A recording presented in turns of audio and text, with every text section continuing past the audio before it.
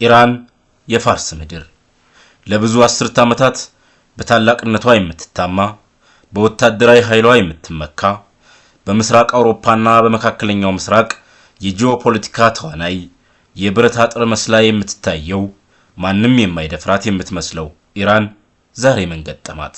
Iran retaliated by firing nearly 200 ballistic missiles at Israel. የምትተማመንበት የጦር ኃይሏ የት ጥሏት ሸሸ? ለምንስ መሪዎቿን መጠበቅ አቃታት?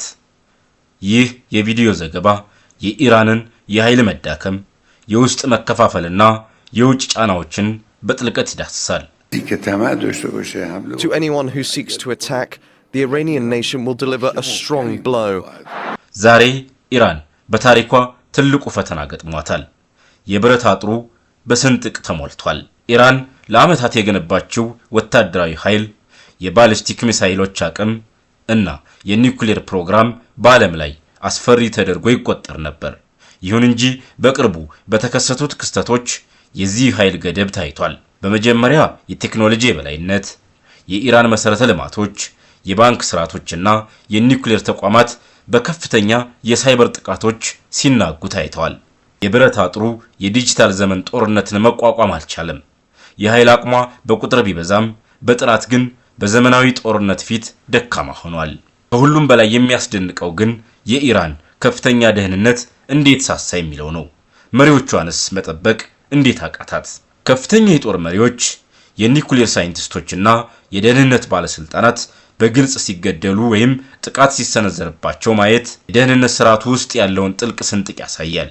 ይህ የሚያሳየው የኢራን የደህንነት መዋቅር በውጭ ሰላዮች ወይም በውስጥ ክህደት እንዴት እንደተበሳሳ ነው። ሌላው ምክንያት የኢኮኖሚ ቀውስ ነው። የኢኮኖሚ ማዕቀቦች የኢራንን ኢኮኖሚ አንቀውታል። ይህም መደበኛ ወታደራዊ አቅሟን ለማዘመንና የደህንነት መዋቅሯን በገንዘብ ለመደገፍ አስቸጋሪ አድርጎባታል። ኢራን በአሁኑ ወቅት የውስጥ ፖለቲካዊ መከፋፈል ውስጥ ትገኛለች። የሃይማኖት መሪዎችና የወታደራዊ መሪዎች መካከል ያለው አለመግባባት ለሀገሪቱ የደህንነት ስጋት ሆኗል። ህዝቡም በመንግስት ላይ ያለው አመኔታ እየቀነሰ መጥቷል። ይህ ሁሉ የሚያሳየው ኢራን ከብረት አጥርነት ወደ ተጋላጭነት መለወጧን ነው። የብረት አጥሩ ወድቋል። አሁን ያለው ጥያቄ እንዴት አዳዲስ ግንቦች ትገነባለች ወይንስ ሙሉ በሙሉ ትፈርሳለች የሚለው ነው። የኢራን ታሪክ ለዓለም ትልቅ ትምህርት ነው። ጥንካሬ በገንዘብና በጦር መሳሪያ ብቻ አይለካም። የሀገር ጥንካሬ ያለው በህዝብና በመንግስት አንድነት ላይ ነው። የኢራን የብረት አጥር መናድ ለሌሎች ሀገራት ማስጠንቀቂያ ነው። By our enemy are to sow the seeds of division and sedition, to drive a wedge among all the Muslims. የፋርስ ምድር ወይስ የአሜድ ክምር? ይህ ጥያቄ የዛሬዋን ኢራን የወደፊት ዕጣ ፈንታ ይወስናል። ቀጣዩ ጊዜዋ ምን ሊሆን ይችላል? የኃይል ሚዛኑን የሚያስተካክለውስ ማን ነው? የአሜሪካና የእስራኤል ጥምረት የብረት ቃል ኪዳን ተብሎ የሚጠራው ዛሬ ወደ ንቁ የጦርነት ሁኔታ ተቀይሯል። ኢራን በአሜሪካን ማዕቀብ ብቻ ሳይሆን በእስራኤል የሳይበርና የደህንነት ጥቃቶች ጭምር ተንበርክካለች። ጥምረቱ ግልጽ ነው።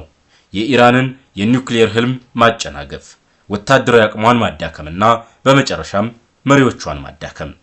ይህ የብረት አጥር መናድ ብቻ አይደለም፣ የሉዓላዊነትን መጣስ ነው።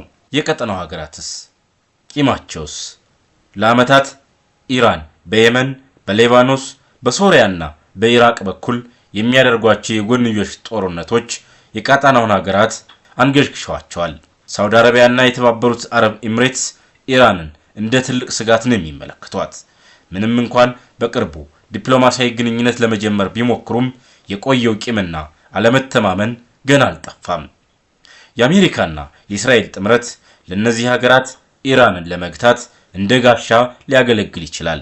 አንዳንዶቹ በይፋ ሌሎቹ ደግሞ በድብቅ ከዚህ ጥምረት ጋር በመወገን ኢራን ላይ ጫና ማሳደር ይፈልጋሉ።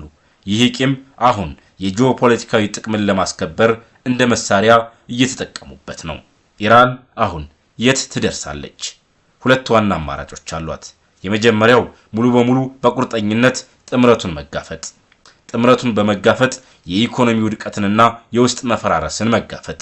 ሁለተኛው ዲፕሎማሲያዊ ተንኮሎችን በመጠቀም ጊዜ ለመግዛትና ጥምረቱን ለመበታተን መሞከር።